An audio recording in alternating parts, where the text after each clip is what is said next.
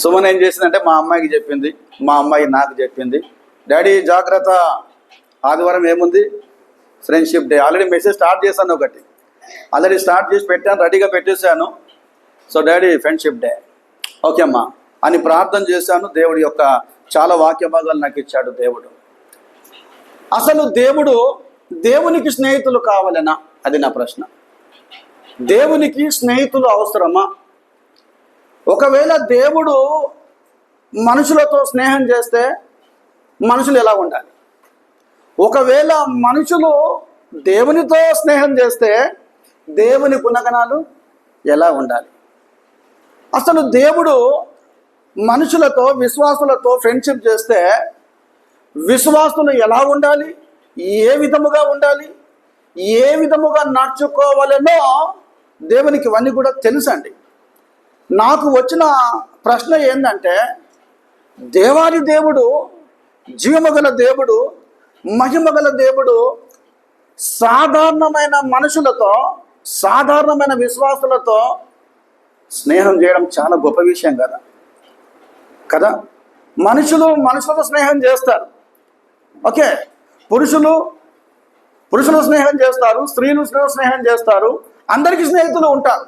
కానీ దేవుడు, జీవము గల దేవుడు మనుషులతో స్నేహము చేయడం అంటే నా వరకు మన ఊహకు అందనిది, మన జ్ఞానానికి అందనిది. కానీ దేవుడే నాతో, మీతో, మనందరితో స్నేహం చేస్తున్నాడంటే ఆ స్నేహము వివరించలేనిదండి. నేను బైబిల్లో కొంతమంది వ్యక్తులను తీసుకున్నాను. ఎంత జాగ్రత్తగా వింటే అంత జాగ్రత్తగా ఇంకా మీరు స్నేహం చేస్తారు దేవునితో. మీకు తెలుసా ఏంటండి స్నేహం అంటే? ఫ్రెండ్షిప్ అంటే ఏంటి? ఫ్రెండ్షిప్ అంటే ఏంటంటే కలంకము లేనిదిగా ఉండాలి, డాగు లేనిదిగా ఉండాలి, మచ్చ లేనిదిగా ఉండాలి, అనుమానము అవమానము లేనిదిగా ఉండాలి. ఆ తరువాత ఎలాంటి సంకోచము లేనిదే ఏంటండి ఫ్రెండ్షిప్. మరి ఒక చోట ఫ్రెండ్షిప్ అంటే ఏంటంటే నిజమైన స్నేహము, నిజమైన ఫ్రెండ్షిప్ అంటే ఏంటంటే అందులో లవ్ ఉండాలి, అందులో పీస్ ఉండాలి, అందులో ఫేత్ఫుల్నెస్ ఉండాలి, అందులో ఎంకరేజ్మెంట్ ఉండాలి, అందులో ఫర్గివ్నెస్ ఉండాలి, అందులో ఏముండాలి, హెల్పింగ్ నేచర్ ఉండాలి. That is called friendship. కొంతమంది ఫ్రెండ్షిప్ గురించి కొన్ని విషయాలు చెప్పారు, కామెంట్ చేశారు. తత్వవేత్తలు, మంచి జ్ఞానం ఉన్నవాళ్ళు ఫ్రెండ్షిప్ గురించి ఎలాంటి కామెంట్ చేశారంటే, భగవద్గీత ఈ స్నేహం గురించి ఏమని చెప్తుందంటే, భగవద్గీత సరైన ఆలోచన పరుడు సరైన స్నేహితుని ఎన్నుకుంటాడు. అర్థమవుతుంది కదా? సరైన ఆలోచన పరుడు, సరైన జ్ఞానము గలవాడు, సరైన వివేకము గలవాడు, సరైన వివేకము గలవాడిని ఏం చేస్తాడమ్మా? స్నేహం చేస్తాడు. ఒకవేళ సరైన జ్ఞానము గలవాడు, సరైన వివేకము గలవాడు వివేకము లేని వానితో స్నేహము చేస్తే ఏమవుతుంది? ఆ ఫ్రెండ్షిప్ నడవదు. ఆ ఫ్రెండ్షిప్ గందరగోళమైన పరిస్థితుల్లో ఉంటుంది. భగవద్గీత ఇట్లా చెప్తుంది. ఆ తర్వాత ఇంకొక వ్యక్తి ఖలీల్ ఇబ్రాహీం, ఈయన ఫ్రెండ్షిప్ గురించి ఏమంటున్నాడంటే చాలా చక్కగా అంటున్నాడు. ఫ్రెండ్షిప్ అనేది ఒకటి తీయటి బాధ్యతనంట. బాగుంది కదా? స్నేహం అనేది ఒక తీయటి బాధ్యత.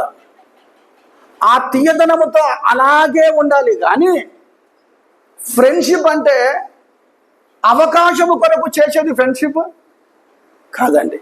సో ఇతను ఖలీల్ ఇబ్రాహీం మాట చెప్పాడు. తర్వాత ఇంకొక వ్యక్తి అరిస్టాటిల్, ఈ గ్రీకు తత్వవేత్త, ఈయన ఏమన్నాడంటే ఫ్రెండ్షిప్ అంటే, ఇది చాలా నచ్చింది నాకు, స్నేహం అంటే నీ కోసము పరితపించేవాడే, నీ కోసము చెప్పేవాడే చెప్పండి స్నేహితుడు. నీకు బోధించేవాడు, నీ కోసం పరితపించేవాడు, నీ కొరకు ఆలోచనలు చెప్పేవాడు, నీ గురించి ఆలోచన చేసేవాడే ఎవరంట? ఫ్రెండ్షిప్. చివరిగా ఇంకొక వ్యక్తి ఏం చెప్పాడంటే, ఆయన చాలా మంచి మాట చెప్పాడు. అది నాకు చాలా మంచిగా అనిపించింది. నీ ఒక్కడవు హెలెన్ కెల్లర్, నేను పేరు చూస్తున్నా. హెలెన్ కెల్లర్ ఏం చెప్పిందంటే, ఒక వ్యక్తి ఒంటరిగా వెలుగులో నడుచుట కంటే, ఒక వ్యక్తి ఒంటరిగా వెలుతురులో నడుచుట కంటే చీకటిలో ఒక స్నేహితునితో వెళ్ళుట మేలు అంట. అర్థమైందా? నువ్వు ఒక్కడవే వెలుగులో ప్రకాశంలో ధైర్యంగా వెళ్ళొచ్చు, నువ్వు ఒక్కడవే వెళ్ళొచ్చు, అది నీ వరకే పరిమితం. కానీ చీకటి అంటే సమస్య ఉన్నప్పుడు, దరిద్రం ఉన్నప్పుడు, ఆపద ఉన్నప్పుడు ఎవరెవరి దగ్గరికి?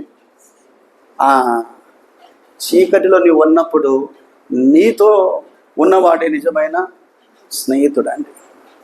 సో లోక సంబంధముగా స్నేహితుల గురించి చాలా మాటలు మనం విన్నాం. బైబిల్ ఏం చెప్తుంది? బైబిల్ స్నేహము గురించి ఏం చెప్తుంది? దేవాది దేవుడు, తండ్రి అయిన దేవుడు, సృష్టికర్త, మహోన్నతుడైన జీవము గల యేసుక్రీస్తు దేవుడు దేవుని వాక్యములో కొందరితో స్నేహం చేశాడండి. కొన్ని నేను చెప్తా, కొన్ని మీరు చెప్పాలి. చూద్దాం ఎవరెవరు ఆలోచన చేస్తారో. ఆ దేవాది దేవుడు, సర్వశక్తిమంతుడు, సృష్టికర్త యేసుక్రీస్తు ప్రభువు కొందరితో స్నేహం చేశాడు. అందరితో స్నేహం చేశాడు దేవుడు. కానీ దేవుని స్నేహాన్ని కొంతమంది అర్థం చేసుకోలేదు. దేవుని స్నేహాన్ని, దేవుని మంచితనాన్ని, దేవుని మంచి గుణములను కొంతమంది అర్థం చేసుకోలేదు, కొంతమంది అర్థం చేసుకున్నారు. ఆ కొంతమందిలో కొంతమంది ఉన్నారు. ఆ కొంతమందినే దేవుడు స్నేహితులుగా చేసుకున్నాడు. సో మొట్టమొదటిగా దేవుడు ఎవరితో స్నేహం చేశాడు అంటే, ఏం చెప్పినామా, ఉన్నారు మీ అంత లైన్లో ఉన్నారు. దేవుడు మొట్టమొదటిగా ఎవరితో స్నేహం చేశాడంటే, అనుకుందాం ఆదము వాళ్ళతో స్నేహం చేశాడు, అక్కడి నుంచి స్టార్ట్ అయింది. అవన్నీ నేను చెప్పాను. నేను మొట్టమొదటిగా దేవుడు అబ్రహాముతో స్నేహం చేశాడండి. అబ్రహాముతో దేవుడు స్నేహం చేసినప్పుడు ఈ అబ్రహాము గురించి కొంతమంది సాక్ష్యం ఇచ్చారు. అబ్రహాం యొక్క స్నేహము దేవునితో ఎలా ఉందో, అబ్రహాం యొక్క స్నేహితము దేవునితో ఎలా ఉందో కొంతమంది సాక్ష్యం ఇచ్చారు. మొట్టమొదటి వ్యక్తి యేషయా సాక్ష్యం ఇచ్చాడని చదవండి. ఆయన ఎలా సాక్ష్యం ఇచ్చాడంటే 41:8 త్వరగా బిడ్డ. అబ్రహాముకు దేవునికి కలిగిన ఆ యొక్క ఫ్రెండ్షిప్ ను గురించి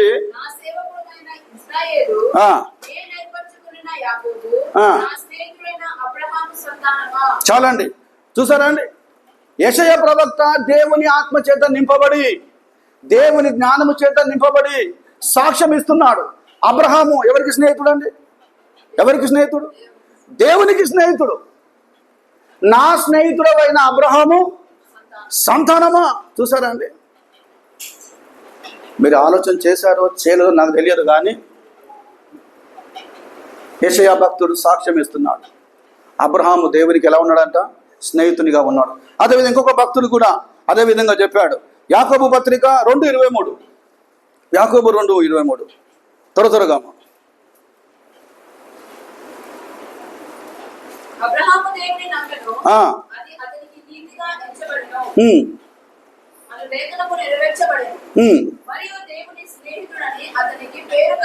చాలండి, యాకోబు కూడా అబ్రహామును గూర్చి ఏమిస్తున్నాడమ్మా?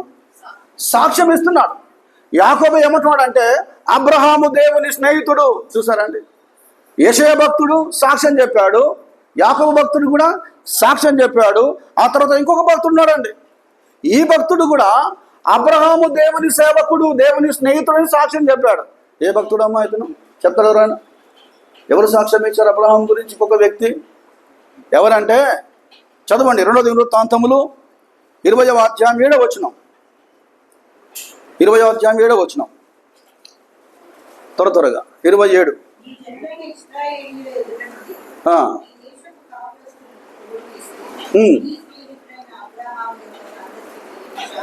చాలమ్మా. నీ స్నేహితుడైన ఎవరండి? ఎవరు చెప్పారు సాక్ష్యం? యెహోషాపాతు. వినండి దయచేసి. యెహోషాపాతు కూడా సాక్ష్యం ఇచ్చాడు. దేవా, జీవమగల తండ్రి, నీ స్నేహితుడైన అబ్రహాము అని అక్కడ ఉన్నదండి. అంటే నాకేమర్థమైందంటే, నన్ను గమనించాలి. యేషయా భక్తుడు సాక్ష్యం ఇచ్చాడు, ఆ తర్వాత యాకోబు భక్తుడు సాక్ష్యం ఇచ్చాడు, యెహోషాపాతు భక్తుడు కూడా సాక్ష్యం ఇచ్చాడు, అబ్రహాం దేవుని స్నేహితుడు. సో క్వశ్చన్ ఏంటంటే, ఎందుకు ఈ ముగ్గురు భక్తులు అంత చక్కగా అబ్రహాము దేవుని స్నేహితుడు అని ఎందుకు చెప్పారంటే దేవుడు కూడా అబ్రహాముతో స్నేహం చేయడానికి 3 చూశాడు. అబ్రహాములో 3 విషయాలు చూశాడు.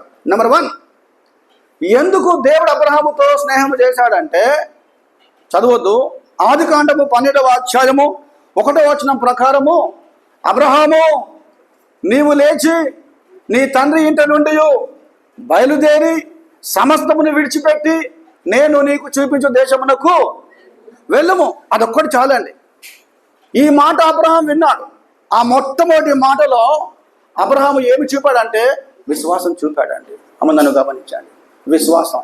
ఒక్క మాట, అబ్రహాము నీవు లేచి అందరిని విడిచిపెట్టు, నీ భార్యను తీసుకో, ఓకే, నేను నీకు చూపించే దేశానికి వెళ్ళిపో అంటే జస్ట్ ఆయన చూపించే విశ్వాసం. దేవుడు చెప్పాడు నేను వెళ్ళాలి, నమ్మకం. ఆ నమ్మకంతో వెళ్ళిపోయాడండి అబ్రహాం. నంబర్ 1 అదండి, దేవుడు అబ్రహాములో నమ్మకత్వాన్ని చూశాడు. రెండవదిగా దేవుడు అబ్రహాములో ఏం చూశాడు అంటే, వాక్యం చదువుతా నేనే చెప్తానండి ఈరోజు. రెండవది ఏం చూశాడంటే విధేయత చూశాడండి. ఒకటి నమ్మకం చూశాడు, రెండవది విధేయత చూశాడు.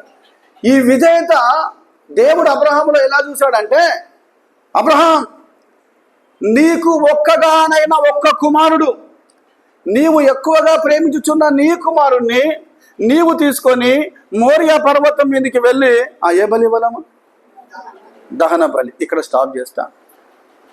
అక్కడ అబ్రహాం ఏమి చూపించాడంటే విధేయత చూపించాడు. ఒకటి నమ్మకము, రెండవది విధేయత. అంతేనండి.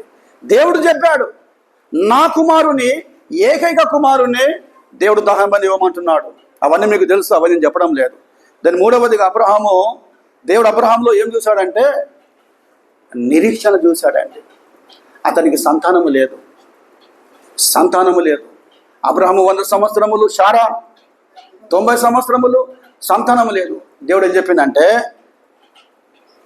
చదవద్దు, ఆదికాండం 17-19లో ఉంది ఒక మాట. దేవుడు ఏం చెప్పాడంటే, అబ్రహాం నీ సంతానాన్ని ఇస్సాకు ద్వారా నేను ఏం చేస్తా, ఆశీర్వదిస్తా అని వాగ్దానం చేశాడు. ఇస్సాకు ద్వారా అనబడునదియే నీ సంతానము, ఆకాశములో నక్షత్రముల వలె, భూమి మీద ఇసుక రేణుల వలె నేను ఏం చేస్తాను, నేను విస్తరింపజేస్తాను. థ్యాంక్ యూ అమ్మా. సో దేవుడు అబ్రహాంలో ఈ 3 చూశాడండి. ఒకటి నమ్మకం చూశాడు, 2 విధేయత, 3వది ఏం చూస్తాను, నిరీక్షణ. ఇవి చూసి దేవాది దేవుడు అబ్రహాముతో ఏం చేశాడు, స్నేహం చేశాడు. దేవుడు అందరితో స్నేహం చేయడండి. నన్ను గమనించండి, దేవుడు అందరితో స్నేహం చెయ్యడు. దేవుడు అందరితో స్నేహము చేయాలని ఆలోచన చేస్తాడు. దేవుడు అందరితో ఫ్రెండ్షిప్ చేయాలని ఆలోచన చేస్తాడు. కానీ దేవుని గుణలక్షణములో ప్రజలు అర్థము చేసుకోలేక దేవునితో స్నేహము చేయలేకపోతున్నారు. చూసారండి, చేయలేకపోతున్నారు. మనం కూడా అంతే. మనకు ఎవరు మంచిగా అనిపిస్తే చెప్పుటేసి వాళ్ళతోనే ఫ్రెండ్షిప్ చేస్తాం. మనకు మంచిగా అనిపించకపోతే చెప్పండి స్నేహం చేయం. మనకు మంచిగా అనిపించిన వాళ్ళకేమో సెకండ్ ఫుల్గా ఇస్తాం. మనకు మంచిగా అనిపించిన స్నేహితులతో సెకండ్ ఎలా ఇస్తాం, మనం ఫుల్గా ఇస్తాం. మనకు ఎవరైతే మంచిగా అనిపించారో సెకండ్ ఎంత ఇస్తాం బిడ్డ మనం? ఎవరో హాఫ్ అంటారు, హాఫ్ కూడా కాదమ్మా తల్లి, హాఫ్ కూడా కాదు. ఎవరో 30 అంటున్నారు, 30 కూడా కాదమ్మా తల్లి. ఇక 3 ఏళ్ళు ఉన్నాయి, ఇక 3 ఏళ్ళు సన్నగా గింత ఇచ్చి ఇట్లా తీసుకుంటాం. మళ్ళా చెప్తున్నాను ఒక మాట నేను, అంటే మనమే అట్లా ఉంటే చూడండి, ఆయన పక్షపాతము లేనివాడు, ఆయన నీతి గలవాడు, ఆయన న్యాయము గలవాడు, ఆయన నీతిగా న్యాయముగా అందరితో స్నేహము చేయాలని ఆలోచన చేస్తున్నాడు. కానీ చాలామంది ఆయనతో స్నేహము చేయలేక దూరం వెళ్తున్నారు. బట్ అబ్రహాం ఒక్కడే నమ్మకము, విధేయత, నిరీక్షణ చూపించాడు. కాబట్టి దేవుడు అబ్రహాముతో స్నేహము చేయడం ఏం చేశాడు, ప్రారంభించాడు. అబ్రహాంకి ఏమర్థమైందంటే, నేను దేవునితో స్నేహం చేయాలి, నేను దేవుని హత్తుకొని ఉండాలి, నేను దేవుని మాట వినాలి, నేను దేవుని వెంబడించాలి. అబ్రహాంకి అర్థమైంది, నేను దేవునితో స్నేహం చేస్తే నా కుటుంబాన్ని దేవుడు చెప్పండి ఏం చేస్తాడు. ఇక్కడ కూర్చున్న మీరు అందరు కూడా అమ్మ, మీరు దేవునితో ఏం చేయాలి? మీరు చెప్పండి, స్నేహం చేయాలంటే మీలో నమ్మకం ఉండాలి, మీలో విధేయత ఉండాలి, మీలో ఏముండాలి? నిరీక్షణ. అప్పుడు అబ్రహాముతో దేవుడు స్నేహం చేసినట్లు మీతో కూడా దేవుడు ఏం చేస్తాడు బిడ్డ? ఏం చేస్తాడు? స్నేహం చేస్తాడు. బైబిల్ ఏముందంటే, నిజమైన స్నేహితుడు విడువక ప్రేమించును, దుర్దశలో కూడా నిజమైన స్నేహితుడు అతనికి తోడుగా ఉంటాడు. ఇప్పుడు నేను చెప్పిన వాక్యములో మీరు చెప్పండి, నిజమైన స్నేహితుడు ఎవరు? అబ్రహాం. ఎగ్జాక్ట్లీ అబ్రహాం నిజమైన స్నేహితుడు. కాబట్టి చూడండి, ఆయన దేవుని మీద ఆ నమ్మకము, విధేయత, నిరీక్షణ కలిగి ఉన్నాడు. మీకు తెలుసా, అబ్రహాము గారికి ఎన్ని దుర్దశలు వచ్చినా, ఎన్ని కష్టాలు వచ్చినా, పరమందు ఆసుడై ఉన్న ఆ నిజమైన స్నేహితుడు అబ్రహాంకి అన్ని విధాలుగా ఏం చేశాడు? చెప్పండి, ఏం చేశాడమ్మా? సహాయం చేశాడు. ఇప్పుడు చదవండి మీరు సామెతల గ్రంథం 18:24. త్వరగా సహాయం చేయాలి. సామెతలు 18:24.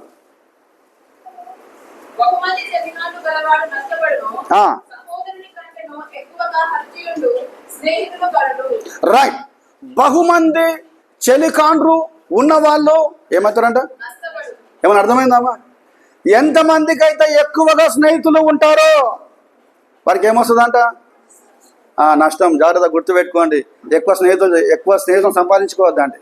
ఎవరికైతే ఎక్కువగా స్నేహితులు ఉంటారో వాళ్ళు ఏమవుతారంట? నష్టపోతారు. బైబిల్లో కూడా ఒక వ్యక్తికి ఎక్కువగా స్నేహితులు కలిగి నష్టపోయాడు. ఎవరమ్మా? అబ్బాయి ఎంత బాగా చెప్తారు నిజంగా మీరు. అన్ని వాక్యంలో నుండే చెప్తున్నాను నేను.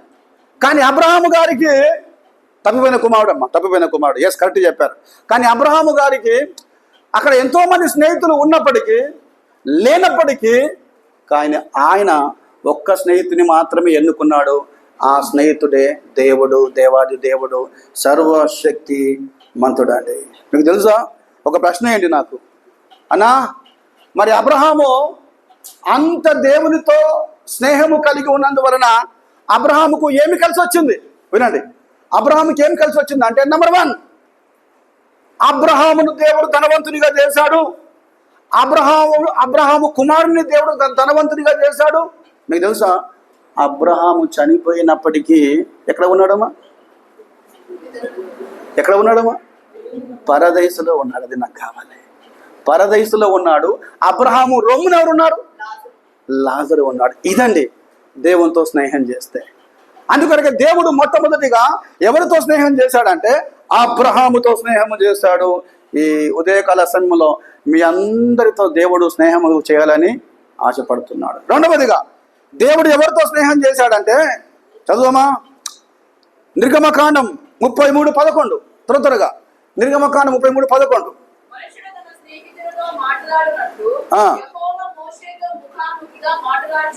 చాలండి. రైట్. మనుషుడు తన స్నేహితునితో మాట్లాడినట్లు యెహోవా ముఖాముఖిగా అతనితో మోషేతో మాట్లాడుతూ ఉన్నాడు. అందరు గమనించండి, మనమంట మన స్నేహితులతో ముఖాముఖిగా ఫేస్ టు ఫేస్ ఎలా మాట్లాడతామో ఒకరి సుఖ దుఃఖాలు, ఒకరి బాధలు, ఒకరి క్షేమములు ఇట్లా ముఖం చూసి ఇట్లా మాట్లాడతాం. చక్క మాట్లాడతాం. అదే విధముగా ఒక మనుషులతో మాట్లాడినట్లు దేవుడు అంట మోషతో ఎలా మాట్లాడాడు? ముఖాముఖిగా అంటే మీరు అనుకోవద్దు దయచేసి, ఫేస్ టు ఫేస్ ఇట్లా లిటరల్గా అనుకోవద్దు. ఎందుకంటే ఎవరు ఎప్పుడు దేవుని చూడలేదు, మోషనే చూడలేకపోయాడు. ఓకేనా? మోషే గురించి కూడా, మోషే దేవుని సేవకుడు అని, దేవుని స్నేహితుడు అని కొంతమంది సాక్ష్యం ఇచ్చారండి. తెలుసా అండి? సేమ్ అబ్రహాము లాగా ముగ్గురు ఏ విధముగా సాక్ష్యం ఇచ్చారో మోషే కూడా దేవుని స్నేహితుడని ఏమనిచ్చారండి? సాక్ష్యం ఇచ్చారు. మొట్టమొదటిగా ఎవరిచ్చారంటే దేవుడే ఇచ్చాడు. దేవుడు ఏమనిచ్చాడంటే, చదవండి, మాట బాగుంటుంది. సంఖ్య 12:3. త్వరగా సంఖ్య 12:3. బ్రదర్స్ మీరు చదవచ్చు దయచేసి. కమాన్, ఎవరైనా.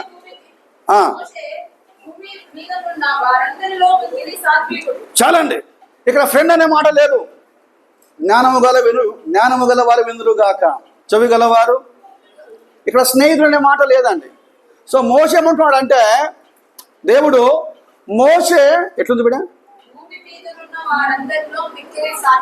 భూమి మీద నున్న వారందరిలో మిక్కిలి సాత్వికుడు అంటే దీన మనస్సు గలవారు. అంటే నాకేమర్థమైందంటే స్నేహితులు ఎట్లా ఉండాలంటే, స్నేహితులు ఎలా ఉండాలంటే సాత్వికులుగా ఉండాలి. అది నాకు కావాలి. దీన మనసు కలిగి ఉండాలి. సో దేవుడు మోషే ద్వారా పలికిస్తున్నాడు.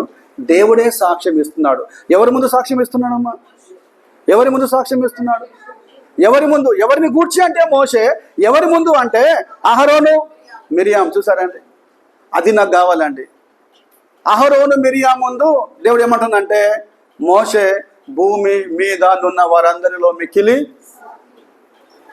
ప్రియ దేవుని బిడ్డలారా, నన్ను గూర్చి సంఘము సాక్ష్యం చెప్పాలి, మిమ్మల్ని గూర్చి నేను సాక్ష్యం చెప్పాలి, నన్ను గూర్చి ఎవరు సాక్ష్యం చెప్పాలి?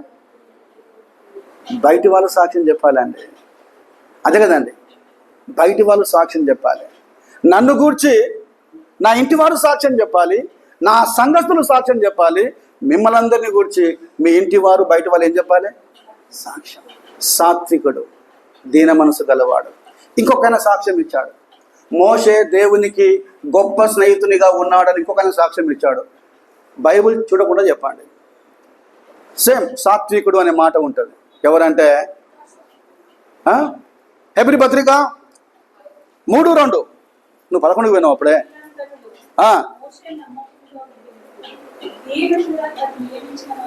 చాలక దేవుని ఇల్లంతటిలో మోషే చెప్పండి ఎలాంటి వాడంట? నమ్మకమైన వాడు. అంటే నాకేమర్థమైందంటే స్నేహము చేసే ప్రతి ఒక్కరు కూడా ఎట్లా ఉండాలక? నమ్మకముగా. భార్యాభర్తలు నమ్మకముగా, స్నేహితులు నమ్మకముగా, ప్రతి ఒక్కరు కూడా దేవుని ఇల్లంతటిలో ఎలా ఉండాలంటే వాళ్ళు నమ్మకముగా. అంటే ఈ సాక్ష్యం ఎవరిస్తున్నారంటే ఎవరిస్తున్నారమ్మా? పౌలు ఇస్తున్నారు. పౌలు దేవుని ఇల్లంతటిలో, దేవుని పరిచర్య అంతటిలో మోషే నమ్మకమైన స్నేహితుడు అని మనం పెట్టుకుందాం. అట్లా నా ప్రశ్న ఏంటంటే, ఎందుకు దేవుడు మోషేను తన స్నేహితునిగా చేసుకున్నాడు? లేకుంటే ఎందుకు మోషే ద్వారా సాక్ష్యము చెప్పాడు? ఎందుకు పౌలు ద్వారా సాక్ష్యము చెప్పించాడు దేవుడు అనే మాట గుర్తు చేసుకుంటే, ఎందుకు అంటే ఈ యొక్క మోషేలో మనము ఏం గమనిస్తామంటే, అబ్రహాము గారికి మోషే గారికి చాలా వ్యత్యాసం ఉందండి. చాలా వ్యత్యాసం. దేవుడు మోషేను ఎందుకు తన స్నేహితునిగా చేసుకున్నాడంటే, నెంబర్ 1 చాలా ఇంపార్టెంట్. కుటుంబంలో కానివ్వండి, సేవలో కానివ్వండి, చాలా ఇంపార్టెంట్. అది చూసి దేవుడు మోషతో స్నేహం చేయడం ప్రారంభించాడు. దట్ ఈస్ సహనం. ఏంటమ్మా? సహనం. ఈ మోషతో స్నేహం చేస్తే, ఈ మోషన్ నేను ప్రేమిస్తే, ఈ మోషన్ నేను వాడుకుంటే ప్రజల కొరకు ఈయన ప్రజలందరినీ ఎట్లా నడిపిస్తాడు చెప్పండి?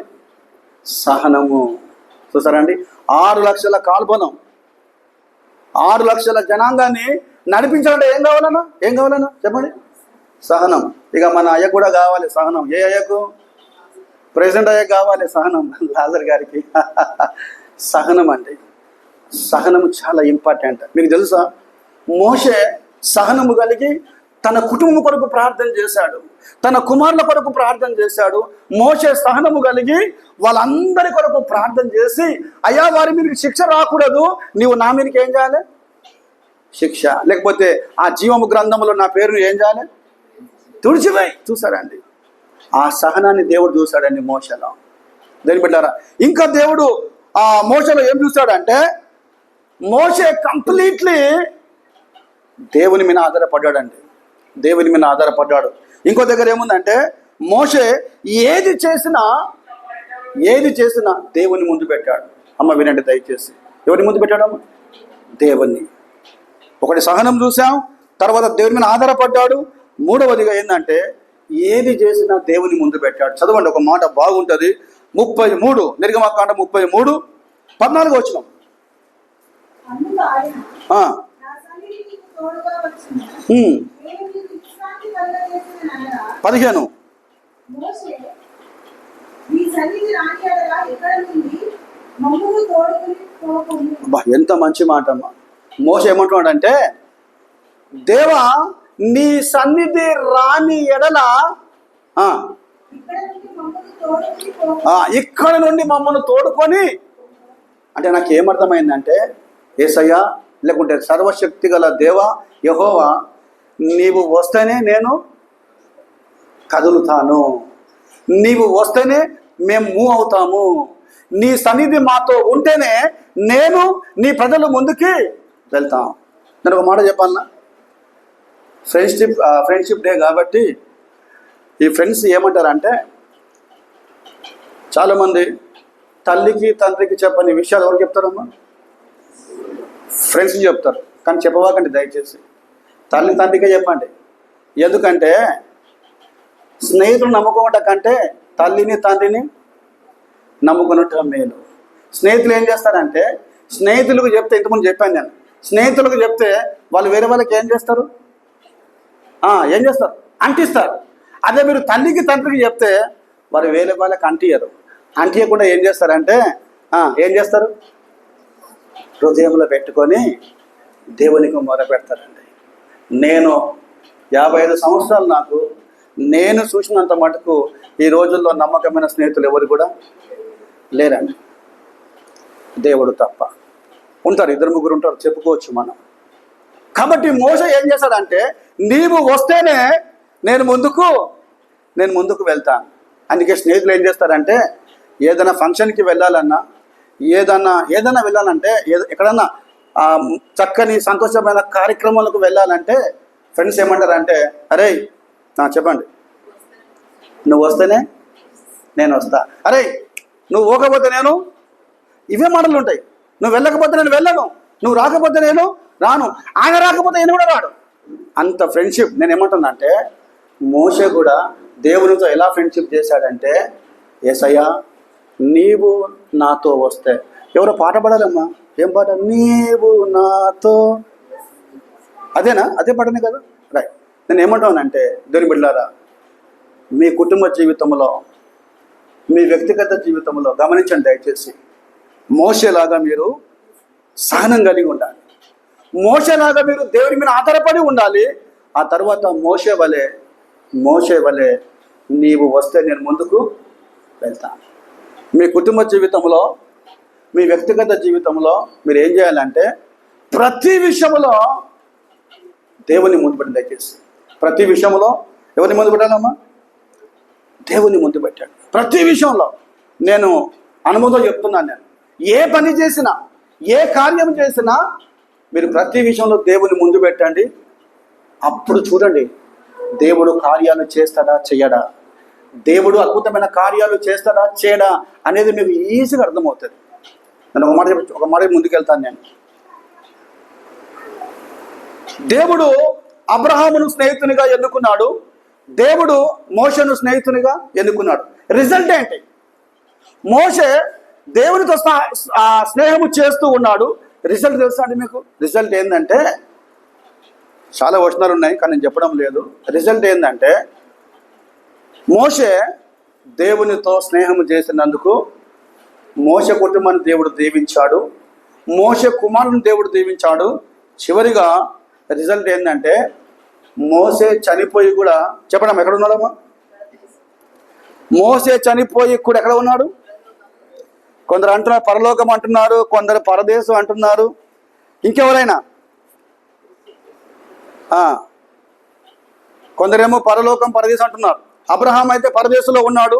అబ్రహాం రూపంలో ఎవరున్నారు? లాజర్. కానీ మోషే చనిపోయిన తర్వాత ఈయన ఎక్కడ ఉన్నాడంటే, రిజల్ట్ చెప్తున్నాను నేను, ఈయన ఎక్కడ ఉన్నాడంటే ఆ రూపాంతరము కొండ మీద యేసుక్రీస్తుతో పాటు. ఎంత గొప్ప విషయం అండి. స్నేహము చేస్తే మరణము వరకు నమ్మకంగా చేయాలి. అందుకే బైబిల్ ఏముందంటే, పౌలు ఏమంటున్నా అంటే, మంచి పోరాటము, నా పరుగు విశ్వాసము కాపాడుకుని, చివరిగా చెప్పి ముగిస్తాను నేను. చివరిగా ఎవరు దేవుని సహవాసం చేశారంటే, లేకుంటే దేవుడు ఎవరితో సహవాసం చేశాడంటే, స్నేహము చేశాడంటే ఎవరితో చేశాడమ్మా? ఎవరు చెప్పగలరా? ఎవరితో చేశాడు? అబ్రహాంతో చేశాడు, మోషతో చేశాడు. వాళ్ళ దీవెనలు, వాళ్ళ లైఫ్ అన్నీ చూసాం. చివరిగా ఇది కొంచెం వేరుగా ఉంటుందండి. ఇది లిటరల్గా వేరుగా ఉంటుంది. దేవుడు చివరిగా ఎవరితో స్నేహం చేశాడంటే, అబ్రహాము దగ్గరనేమో ఆ విధంగా మనం చూస్తాం, మోషతో ఆ విధంగా మనం చూస్తాం. కానీ ఈ వ్యక్తితో లిటరల్గా వేరుగా చూస్తాం మనం. ఆయన ఎవరో కాదు, యోహాను సువార్త 11:11 చదవండి. యోహాను సువార్త 11:11. ఆయన ఆ, ఈ మాటలు ఆ. చెప్పిన తరువాత ఆ, మన స్నేహితుడైన లాజరు నిద్రించుచున్నాడు. చాలక్క గుడ్. ఏముందమ్మా? మన స్నేహితుడైన లాజరు నిద్రించుచున్నాడు. మీకు కొన్ని మాటలు ఇంకా అర్థం కావాలి. అబ్రహాం గురించి సాక్ష్యం చెప్పిన వాళ్ళు ఉన్నారు, మోషే గురించి సాక్ష్యం చెప్పిన వాళ్ళు ఉన్నారు. కానీ లాజరు గురించి ఎవరు కూడా తొందరగా సాక్ష్యం చెప్పేవారు లేరు. కానీ ఎవరు సాక్ష్యం ఇస్తున్నారు? యేసు సాక్ష్యం ఇస్తున్నాడు. ఏమని సాక్ష్యం ఇస్తున్నాడు అంటే, నా స్నేహితుడైన లాజర్ అని అనడం లేదండి. ఏమంటున్నాడు బిడ్డ? మన స్నేహితుడైన లాజర్ అంటే లాజరు యేసుక్రీస్తుకు మాత్రమే స్నేహితుడు కాదు, ఇంకెవరికి? శిష్యులకు కూడా స్నేహితుడు. అది వాక్యం అంటే. ఎంత చక్కగా చూడండి. అంటే యేసయ్యకు అబ్రహాము స్నేహితునిగా ఉన్నాడు, ఆ తర్వాత మోషే స్నేహితునిగా ఉన్నాడు, ఆ తర్వాత శిష్యులు స్నేహితులుగా ఉన్నారు, ఆ తర్వాత లాజరు కూడా ఎట్లమ్మా? స్నేహితునిగా ఉన్నాడు. ఆ మాట బలి నచ్చిందంటే, మన స్నేహితుడైన లాజరు ఏం చేస్తుందంట? నిద్రించున్నాడు. ఇక్కడ నాకు ఏమర్థమైందంటే, ఎందుకు దేవుడు లాజరును ఒక స్నేహితునిగా ఎందుకు ప్రేమించాడు? Listen to me. ఎందుకు దేవుడు అంత లాజరుతో స్నేహం చేశాడు? ఎందుకు అంత లాజరును అంతగా స్నేహం చేశాడు? మన స్నేహితుడైన లాజర్ అని ఎందుకు అన్నాడు? నాకు 4 విషయాలు అర్థమైనాయండి. మీకు తెలుసా, లాజరుతో యేసయ్య దేవుడు ఎంత గొప్పగా స్నేహం చేశాడంటే, ఆ లాజరులో కొన్ని విషయాలు ఆలోచన చేశాడు. ఆ లాజరులో యేసయ్య ఏం చూశాడంటే, నంబర్ 1, లాజరు యేసయ్యను ఎక్కువగా ప్రేమించాడండి. యేసయ్యను చాలా ప్రేమించాడు. ఇంకోటి, లాజరు యేసుక్రీస్తును పూర్తిగా విశ్వసించాడు. మరొకటి, లాజరు యేసుక్రీస్తును దేవుని కుమారుడని, మనుష్య కుమారుడని, రక్షకుడని, స్వస్థత చేయువాడని ఇవన్నీ గమనించి యేసుక్రీస్తును తన సొంత రక్షకునిగా లాజరు ఏం చేశాడు? స్వీకరించాడండి. ఇవన్నీ యేసుక్రీస్తు దేవుడు లాజరులో చూసి నా స్నేహితుడు అన్నాడు. ఏమన్నాడు బిడ్డ? నా స్నేహితుడు, లేకుంటే మన స్నేహితుడు. ఇక్కడ స్టాప్ చేస్తాను. ఒక లాజరులో ఇవన్నీ చూసి నా స్నేహితుడు అన్నాడు. అదే విధముగా ఆ లాజరు వలె మీలో ఇవన్నీ చూసి మిమ్మల్ని ఏమన్నారా యేసయ్య? వీళ్ళంతా కూడా కర్మేలెంబి సంఘస్థులు. ఎవరి స్నేహితులు? నా స్నేహితులు. ఒక మాట చెప్పాలన్నా, యేసయ్యతో స్నేహం చేయాలంటే ఆషామాషి కాదండి. నన్ను చూడండి, యేసయ్యతో స్నేహం చేయాలంటే ఆషామాషి కాదండి. నువ్వు ఈజీగా ఏం ఆలోచన చేస్తావంటే, మంచి వారితో స్నేహం చేస్తావు, మంచివారు కాని వారి దగ్గరికి స్నేహము చెయ్యవు. ఒక మాట చదవండి దయచేసి. యోహాను సువార్త 15:13. యోహాను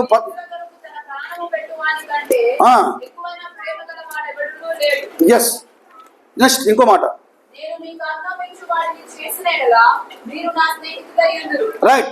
నేను మీకు ఆజ్ఞాపించిన వాటిని మీరు చేసిన ఎడల. ఇప్పుడు ఎవరికి స్నేహితులయ్యారమ్మా?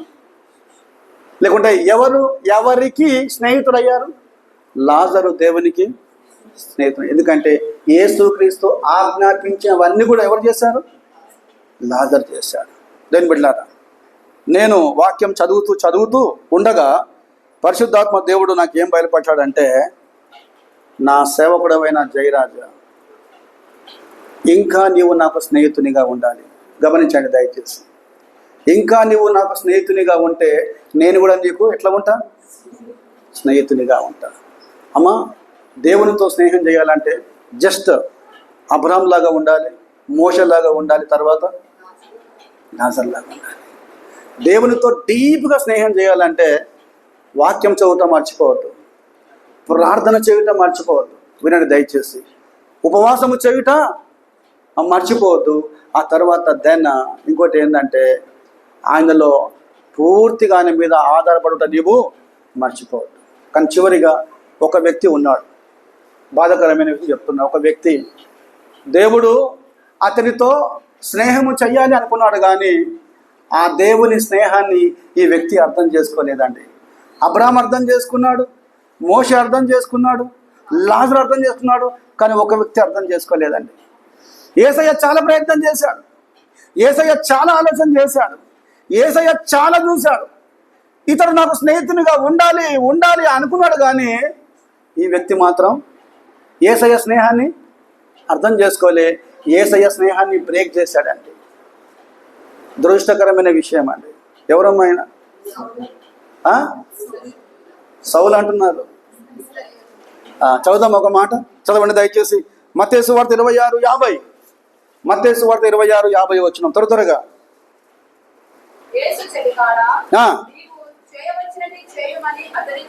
చాలండి. యేసు యూదాతో అంటున్నాడు, చెలికాడ. చెలికాడ అంటే ఏంటి బిడ్డ? ఆ ఫ్రెండే. చూసారండి, ఇన్ని సంవత్సరములు యూదా, నన్ను గమనించండి, యేసయ్యతో ఉన్నాడు, యేసయ్యతో స్నేహం చేస్తున్నాడు, కానీ నిజమైన స్నేహము కాదండి.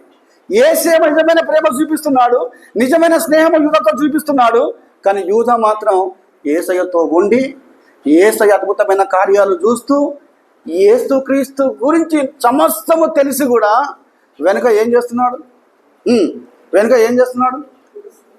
ద్రోహం అనే మాట ఉంది. దయచేసి వినండి దయచేసి. ఏముంది బిడ్డ? ద్రోహం. అందుకే బైబిల్ ఏముందంటే, ద్రోహముతో సంపాదించిన ఈ రూకలు నీవు ఉంది బైబిల్లో. ఈ రూకలు నువ్వు తీసుకొని బైబిల్లో ఉందండి. దాని బిడ్డ నేను ఏమంటున్నానంటే, యూదా స్నేహము చేసినట్టే చేశాడు, విశ్వాసము చూపించినట్టే చూపించాడు. చివరికి యూదా యేసయ్యతో ఎందుకు స్నేహం చేశాడంటే యూదాకి ఏం కావాలమ్మా? ఈ రోజుల్లో చాలామంది డబ్బునంతోనే స్నేహం చేస్తారు, డబ్బు లేనంతో స్నేహం చేయరండి. కేవలం డబ్బు కొరకు యేసయ్యతో స్నేహం చేశాడండి యూదా. అందుకొరకే యేసయ్య ఏమంటున్నాడు? చెలికాడ, స్నేహితుడు. అన్ని తెలుసు యేసయ్యకు, కానీ నువ్వు చేసిన పని నువ్వు ఏం చేయాలి? నువ్వు చేసింది నువ్వు ఏం చేస్తే అది చేయమని చెప్పాడండి. ఒక మాట చదుదాం. యోబు గ్రంథము చదవండి దయచేసి. యోబు గ్రంథం 6వ అధ్యాయం 15వ వచనం.